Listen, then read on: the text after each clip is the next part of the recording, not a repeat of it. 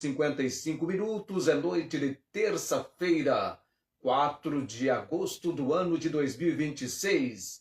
É tempo para as apresentações do programa Comunicações da Palavra, terça-feira agora do Salmo 23. Eu, você e o Salmo 23, a introdução nesta noite. Daqui a pouquinho você vai receber toda a compreensão possível que temos para essa introdução, uma vista panorâmica do Salmo 23. Quem escreveu, a época em que tal salmo foi escrito, alguns fatos, alguns aspectos gerais do Salmo 23. O programa Comunicações da Palavra já começou e o nosso lema é: vem conosco e te faremos bem. Vem para a palavra você também. E a música, um só rebanho. Grupo Elo, 1956.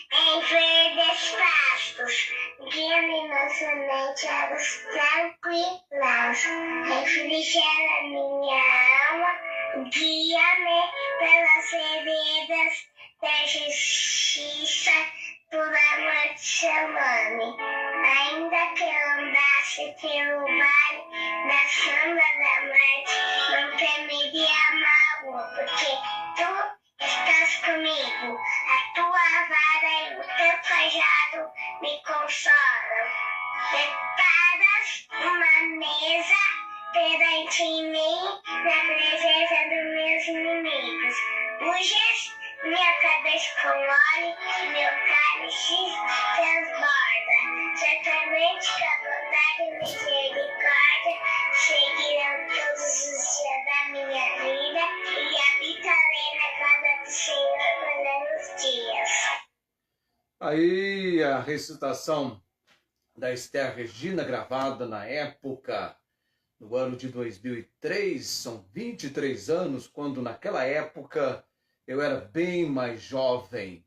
Tinha todos os cabelos bem... Não, os cabelos continuam os mesmos, não é? Se tem uma coisa que não mudou da idade dos 35 para os 58, são aliás, diz respeito à cor dos cabelos. A Esther Regina, a recitação do Salmo 23. Nós estamos nessa noite vindo para esse tempo nas terças-feiras com o estudo a respeito do Salmo 23, o Salmo de Davi. A Esther recitou este salmo: o Senhor é o meu pastor, nada me faltará. Deitar-me faz em verdes pastos, guia-me mansamente a águas tranquilas, refrigera minha alma, guia-me pelas veredas da justiça, por amor do seu nome. Ainda que eu andasse pelo vale da sombra da morte, não temeria mal algum, porque tu estás comigo. A tua vara e o teu cajado me consolam. Preparas uma mesa perante mim na presença dos meus inimigos. Unges a minha cabeça com óleo, o meu cálice transborda.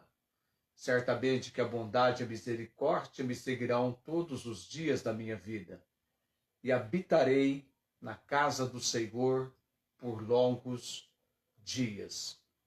Tem sido dito que o Salmo 23 é o texto bíblico mais famoso sobre a confiança e o cuidado de Deus.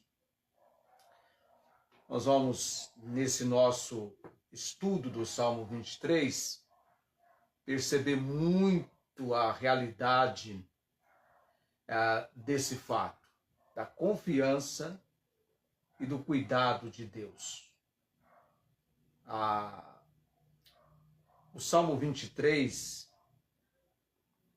ele foi escrito pelo rei Davi. E Davi usa uma figura de linguagem chamada metáfora, porque ele olha para o campo da ovinocultura. O que é a ovinocultura? A criação de ovelhas, e faz um paralelo dessa criação de ovelhas, que existe em toda a criação de ovelhas um pastor. O trabalho de pastorear vem dessa linguagem, deste fato, de cuidar de ovelhas. Então, na inspiração da palavra entregue a Davi por Deus, Davi, então, ao escrever o Salmo 23, ele usa essa metáfora de um pastor e suas ovelhas, que era algo muito familiar, peculiar, conhecido para o povo de Israel. Eles tinham este hábito, essa prática da ovinocultura. Era algo muito ligado ao dia a dia do povo de Israel, a criação de ovelhas, a ovinocultura. Tanto é que quando nós nos entregamos ao estudo do Salmo 23, você vai ter o aprendizado como ser humano, como pessoa, como homem e mulher de Deus, percebendo que Deus quer nos comunicar em cada frase, em cada trecho do Salmo 23, como também você recebe, então, a compreensão, o ensino, a percepção. Como lidar com ovelhas, como cuidar de ovelhas, como pastorear ovelhas. Porque o ser humano, ele é comparado, o animal que melhor identifica o ser humano é a ovelha. Então, Davi, ele usa essa figura de linguagem, essa metáfora de um pastor e suas ovelhas, para descrever, e veja lá que ele vai descrever no Salmo 23, a proteção, o suprimento e a presença constante do Criador em momentos de paz e de crise. Você percebe? O interessante é que quando nós nos entregamos ao estudo do Salmo 23, você, logo de início, olhando para os versículos, a composição poética é interessante, você vai perceber o quanto a ovelha necessita, o quanto a ovinocultura requer proteção, suprimento e a presença constante do Criador, tanto em momentos de paz como de crise. O fato mais importante que eu quero que você tenha sempre no seu pensamento em relação ao Salmo 23 é que a presença do pastor é tudo para a ovelha. Tanto é que o primeiro versículo, o Senhor é o meu pastor. O que vem em seguida? Nada me faltará. Porque a presença do pastor significa tudo o que a ovelha necessita em termos de proteção, suprimento. E o fato da presença constante do pastor que vai possibilitar a proteção, o suprimento, aquilo que a ovelha precisa, seja em momentos de paz ou de crise. E a autoria e contexto, este salmo foi escrito por Davi.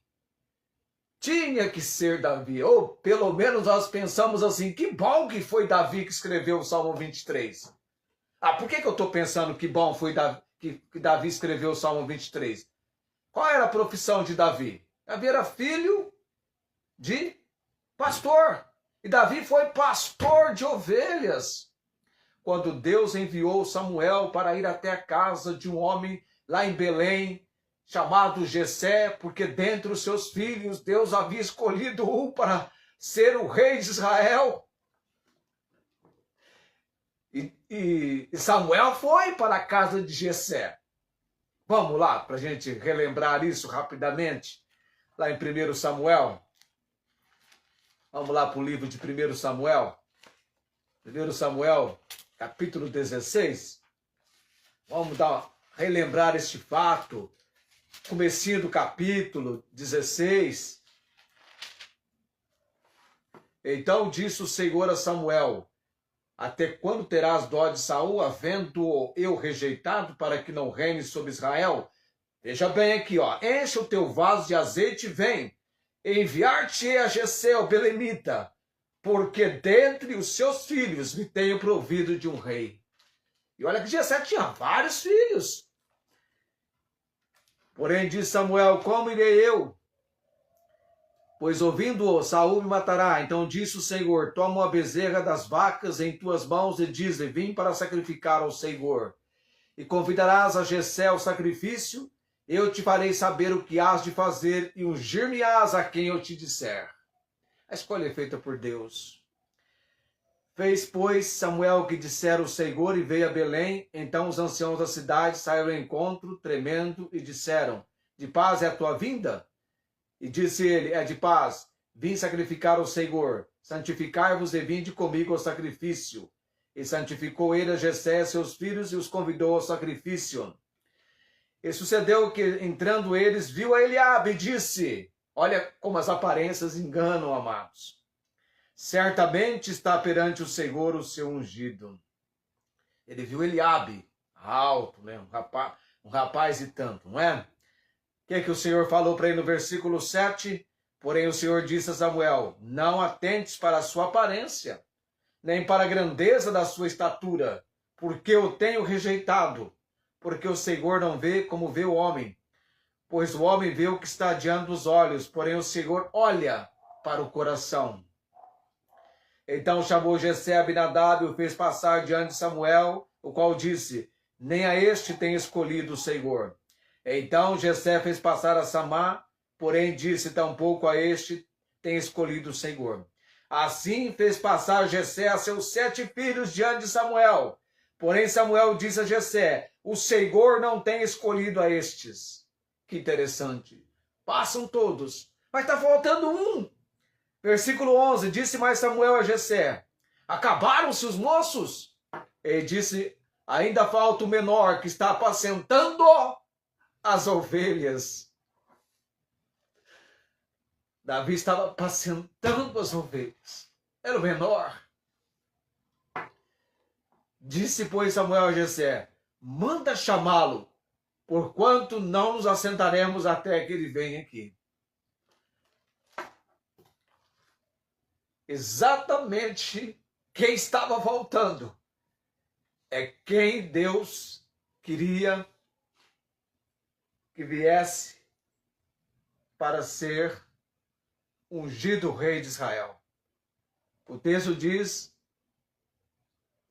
Jessé falou, está apacentando as ovelhas. Davi estava apacentando as ovelhas. Mas eu sempre faço uma ressalva no Salmo 23 pelo seguinte: Davi não escreve o Salmo 23 como pastor de ovelhas. Não. Davi não escreve o Salmo 23 como pastor de ovelha, embora ele fosse... Deixa eu pegar algo aqui. Embora ele fosse pastor de ovelhas. Ele é o autor do poema. Ele foi pastor de ovelhas. Mas ele não escreve o Salmo 23 como pastor de ovelhas. Ele escreve o Salmo 23 como uma ovelha. Como uma ovelha. Na juventude, ele trabalhou como pastor de ovelhas. O melhor livro que você poderia ler, que eu até o presente momento entendo, é ler um livro a respeito do Salmo 23, escrito por um pastor de ovelhas. E que no ministério também foi um pastor leigo, que é o Philip Keller. O livro do Philip Keller, Nada Me Faltará. É magnífico. De tempos em tempos tomaremos nas mãos as observações do Philip Keller, porque se alguém que teve uma compreensão tão magnífica da ovinocultura e trouxe isso para o ensino, para a compreensão, para o entendimento de quem lê o livro Nada Me Faltará, foi o Philip Keller. Um livro que eu peguei nas minhas mãos, jovem, 19, 20 anos, e fiquei maravilhado. E aí tive, a partir de então, aquela percepção tão interessante do Salmo 23. Porque ali eu aprendi sobre a ovinocultura, que é retratada, verso por verso do Salmo 23. Então Davi escreve o Salmo 23, não como pastor, mas como ovelha aos cuidados do pastor. A vivência real, Davi conhecia na prática as dificuldades do pastoreio, o que dá autenticidade e riqueza visual ao poema. Ele conhecia. Como você, quando passa por um período estudando o Salmo 23, você olha para o Salmo 23 e é tantos fatos, tantas observações que nós encontramos importantes e que vamos relacionar com a vida cristã, que nós ficamos maravilhados. E quando você conhece as dificuldades do pastoreio, como que não é uma tarefa, amados, é uma das mais difíceis tarefas, a criação de ovinos. Tanto é que na nossa região, por exemplo, quando você passa pelas fazendas, nós temos uma região muito forte na criação de bovinos. Eu ia falar ovinos, de bovinos. Imagina, você passa e vê o gado no campo sozinho, não tem problema. Tá? Mas isso não pode acontecer com ovinos. Você sempre vai encontrar os ovinos aos cuidados do pastor. E durante a trajetória do Salmo, a gente vai mencionar sobre isso. Vários aspectos. Porque a questão tão incrível, magnífica do Salmo, é que a ovelha depende do pastor absolutamente para tudo. Tudo. Tudo o que você me perguntaria? O próprio texto do Salmo vai mostrar isso de uma maneira muito rica, muito apropriada. Quer ver só? Quem é que faz a ovelha repousar em pastos verdejantes? Quem é que faz a ovelha repousar em pastos verdejantes? Pastor. Quem é que conduz as ovelhas às águas de descanso? É descanso que fala? As águas tranquilas. Quem é que guia mansamente as ovelhas às águas tranquilas?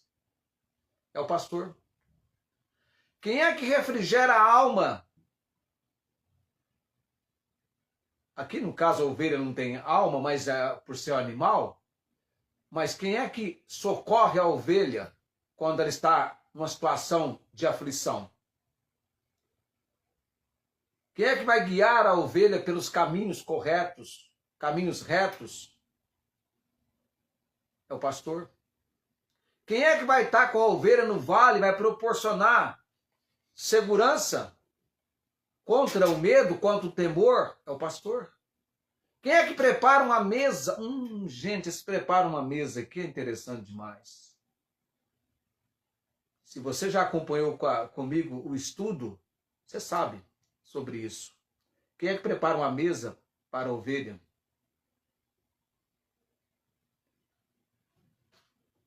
A ovelha depende, é um animal que depende totalmente da proteção, suprimento, cuidado do Criador, do seu pastor, seja em momentos de paz ou de crise. Então há uma completa dependência da ovelha para com o seu pastor. Autoria, contexto, vivência real, superação de crises. Muitos estudiosos apontam que o texto do Salmo 23 reflete a maturidade espiritual de alguém que enfrentou perigos reais de morte e perseguição ao longo da vida. O Charles Randall Spurgeon, ele notabiliza, destaca na compreensão dele, veja bem, que para ele, Davi escreveu o Salmo 23 quando já era rei, já fazendo uma memória, uma lembrança do período em que ele pastoreou, e depois as lutas e crises que ele enfrentou, perseguições e tudo mais. Que vai dar, então, a ideia do que ele escreve no Salmo 23. Então, nós temos as metáforas, pastor e ovelha. Nós temos também a provisão e descanso, com imagem de pastos verdejantes, águas de descanso, que mostram que Deus cuida das necessidades físicas e emocionais. E o vale sombrio, a passagem pelo vale da sombra da morte, ensina que a fé não elimina os problemas, mas garante que Deus está presente no meio deles. E vem também, nós temos nos Salmos, instrumento de proteção que o pastor usa, que é a vara e o cajado, que representam correção, defesa contra predadores e segurança para guiar o rebanho. Tudo isso que eu vou fazendo essa visão panorâmica para você, nós iremos tratar pormenorizadamente, tá? Vamos tratar especificamente com cada item desse fato. A gravação da Esther não ficou tão bom o áudio, nós vamos corrigir esse áudio para melhorar, ela recitando com 3 anos o Salmo 23.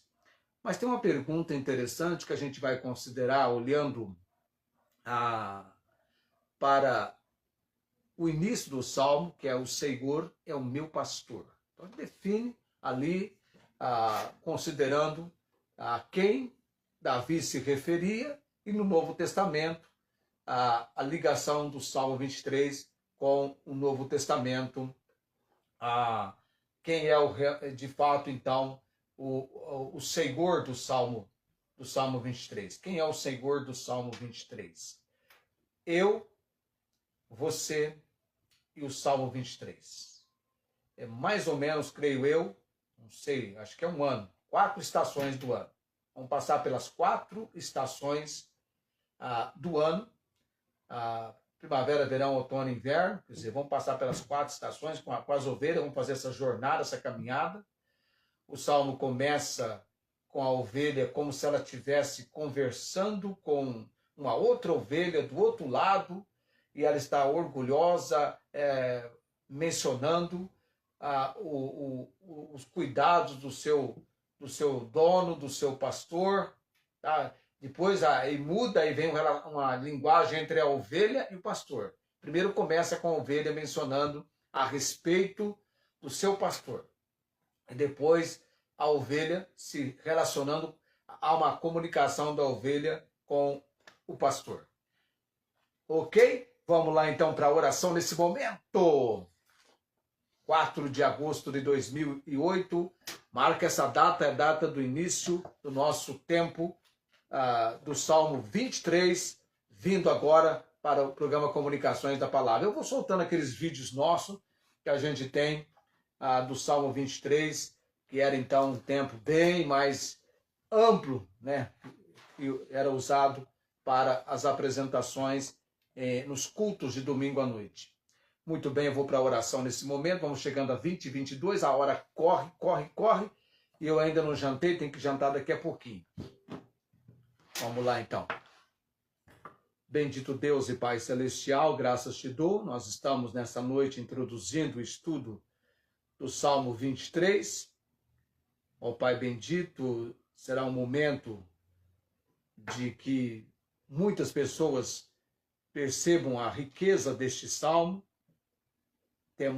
É um salmo de apenas 6 versículos, mas de um estudo muito amplo, quando então temos a oportunidade de conhecer fatos sobre a ovinocultura e a ligação disso com a vida cristã, que vai ser de maneira muito adequada, conveniente, e vai trazer uma condição para entendermos o quanto nós, como ovelhas, precisamos ser cuidados, conduzidos, dirigidos pelo nosso Supremo Pastor.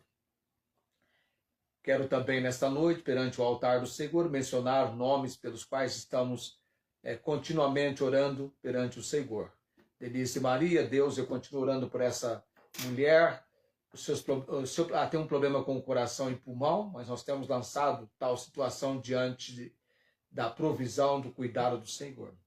Irmã Cláudia, Deus, que ela seja fortalecida pelo Senhor. A irmã Marta, ainda não tenho notícias recentes. Dá-me graça, Deus, para receber novas da irmã Marta Joy, do seu estado de saúde. Creio que ela está um pouco melhor e logo em breve, assim, se conseguir, quero obter novas dela. Irmã Nancy, também eu oro por ela nesse momento, ó Deus, para que seja fortalecida pelo Senhor e alcance a graça de estar conosco nas reuniões na casa do Senhor. Irmã Inês aqui em Ribeirão Preto, ó Deus, continuamos acreditando na providência do Senhor. Essa questão de visão, há uma grande quantidade de pessoas requisitando e vindo para a fila de espera, e oramos que em breve a irmã Inês possa ter as suas vistas sendo submetida à cirurgia. Oro também nesse momento pela Dona Maria Cordeiro, seu filho Fernando, Deus, também estou sem novas a respeito dessa senhora e dá-me graças ao Senhor para que eu consiga um novo contato. Perdi o contato com o Fernando nos últimos dias e oro para que esse contato possa ser restabelecido. Luiz Antônio, Deus continua orando por ele e a sua família, principalmente para que ele venha realmente entender que a vida eterna está em Cristo Jesus, o bendito e eterno Salvador, e romper vindo a sua obra de conversão dos ídolos para adorar o Deus vivo e verdadeiro. Oro também nesta noite, ó Deus Altíssimo, colocando no altar do Senhor a Verônica, o Elias, lembrando também os meus sobrinhos Júlio, Jaqueline e João Henrique, a esposa do Júlio que teve a moto roubada. Deus tenha misericórdia dessa moça e que pela direção e obra do Senhor sobre algo que pertencia a ela e foi roubado, que ela venha recuperar. Eu já tive uma moto roubada no passado, que foi recuperada. E oro pela esposa do Júlio para que ela alcance essa graça do Senhor. Oro também nesse momento, ó Deus Altíssimo, lembrando da missionária Angélica, no campo de atuação e servindo ao Senhor, e o Senhor fortalecendo a cada dia. Ainda prevalece o tratamento ou a sensibilidade em relação ao tratamento, que ela seja a cada dia fortalecida pelo Senhor. Pastor Albertino, pastor Fresala, no campo missionário na África, Deus, dá-lhes, ó Deus, o fortalecimento que vem do Senhor e que muito irá contribuir para que eles continuem avante servindo ao Senhor, apesar dos contratempos que enfrentam. Missionária Meire Celinha lá em Rondônia, Meire está melhor no seu estado de saúde, louvamos e bendizemos ao Senhor. Também oramos, ó Deus, pela irmã Suveli, o seu lar, a sua família, ela que vem fazendo um tratamento, ó Deus, contra um câncer, que ela alcance a graça do Senhor a cada dia e o fortalecimento que ela tanto necessita. Maria Eduarda, filha da Dona Divina, Deus, clamamos em favor dessa família, o filho Reginaldo Júnior, a neta Maitê, ó Deus bendito, que essa família venha compreender o quanto elas precisam, ou a família precisa entender a obra de redenção, de salvação de Cristo e entregar suas vidas vindo ao conhecimento de Jesus como Senhor e Salvador e o desejo de servir ao Senhor, podendo congregar, podendo reunir-se na casa do Senhor. Pai de todo poder e autoridade, também coloco em oração nesse momento a minha esposa Célia, minha filha Estela. Ó Deus, traga a melhora para o seu estado de saúde, tanto físico quanto emocional e espiritual. Ó Deus bendito, lembrando também as minhas irmãs Tiana e Fátima, o fortalecimento espiritual, a salvação da minha irmã Ângela. Ó Deus bendito, a Alessandra Alves também lembro em oração, outros amados também que estão nos acompanhando. Hoje alguém falou comigo que tem assistido, a dona Fernanda, que ela seja também sensibilizada, tocada pelo poder da palavra do Senhor. Pai de todo poder, Senhor Altíssimo, lembro os familiares da irmã Rosângela, o esposo dela, Deus, a cirurgia que ele vai fazer, e a obra, ó Deus, tão significativa, que vai levá-lo, pela propagação do Evangelho, vir a Cristo e ser realmente chamado pelo Senhor para uma nova vida em Cristo Jesus. Oramos pelo esposo dela, oramos pelos familiares dela, a irmã que vai fazer cirurgia. Tenha misericórdia, Deus, manifesta a tua graça para com estes também. Ó Pai bendito, a dona Alvina, lá em Araçatuba, sua filha, ó Deus, a futura esposa do Felipe, seja esse casal já em preparação para o casamento, sejam abençoados pelo Senhor.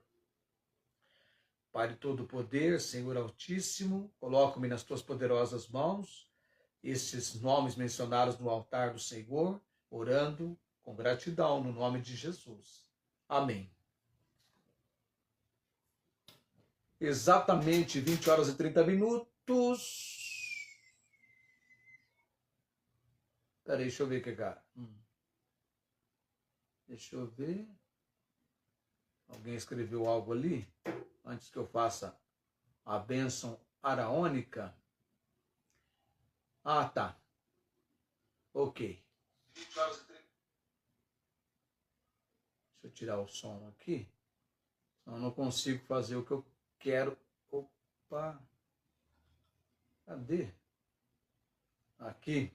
Já vou fazer a bênção araônica, só vou conferir algo aqui. Às vezes alguém escreve algo que eu... Tá. Eu achei que já tinha encontrado a moto da esposa do Júlio, mas não. Vamos para a bênção araônica, já vamos chegando a 20:31, estamos partindo nesse momento. O Senhor te abençoe e te guarde, o Senhor faça resplandecer o seu rosto sobre ti e tenha misericórdia de ti. O Senhor sobre ti levante o seu rosto e te dê a paz. Amém. Estamos partindo, mas amanhã temos o desfecho do Brasil, a segunda maior força missionária, quando estamos falando sobre sustento missionário, sustento dos missionários que estão no campo.